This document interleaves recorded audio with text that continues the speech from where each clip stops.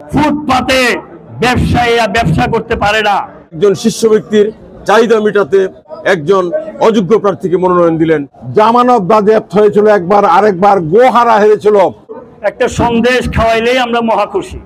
এই সময় সন্দেশের দামও মনে হয় 8 আনা 4 আনা ছিল। কই এই দল চলেছে না? আর এখন শুনি আপনাদেরকে মাসে মাসে দিনে দিনে ঘরে ঘরে নাকি পৌঁছাইতে হয়, মাসোয়ারা দিতে হয়। আচ্ছা দেন, দিয়া যদি ভালো থাকেন তাহলে সমস্যা নাই, কিন্তু কিশোরগঞ্জের শহরকে আপনাদের কয়েকজনের নেতৃত্বে ফুটপাতে ব্যবসায়ীরা ব্যবসা করতে পারে না। ব্যবসায়ীরা মিছিল করে সারা শহর ঘেরাও করে। এই কিশোরগঞ্জ তো আমরা চাই নাই, চেয়েছি ভাই। দুঃখ ও পরিতাপের বিষয় যে আমাদের এই দলের একজন শীর্ষ ব্যক্তির চাহিদা মেটাতে শীর্ষ নেতৃবৃন্দ কেন আজকে একজন যোগ্য প্রার্থীকে রেখে একজন অযোগ্য প্রার্থীকে মনোনয়ন দিলেন, এটা কিশোরগঞ্জবাসীর কাছে বোধগম্য নয়। এখনো সময় আছে। বিএনপির শীর্ষ পর্যায়ে আমরা অনুরোধ করব, মনোনয়ন পরিবর্তন করুন, আসুন, দেখুন এবং জনগণ কাকে চায়। জনগণ যদি রেজাউল করিম খান চন্নুকে না চায়, আপনি যাকে মনোনয়ন দেন তার সঙ্গে আমরা থাকবো।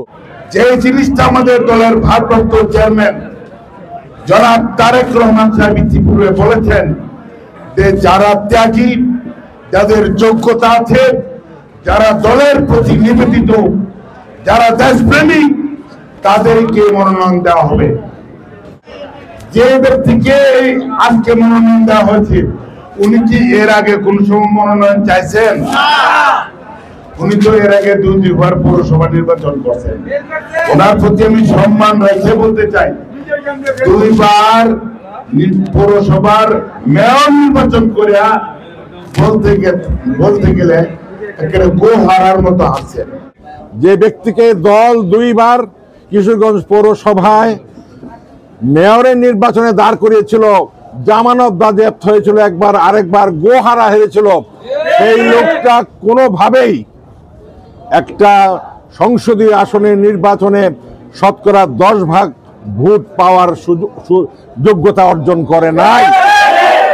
ময়মনসিংহ বিভাগীয় বিএনপির সাংগঠনিক সম্পাদকের পদ পাওয়ার পর তিনি আকাশ ছোঁয়ার সমান হয়ে গেছেন। এখন ঘোষণা করছেন ভৈরবে বসে যে কিশোরগঞ্জকে বিভক্ত করে ভৈরবকে জেলা করবে।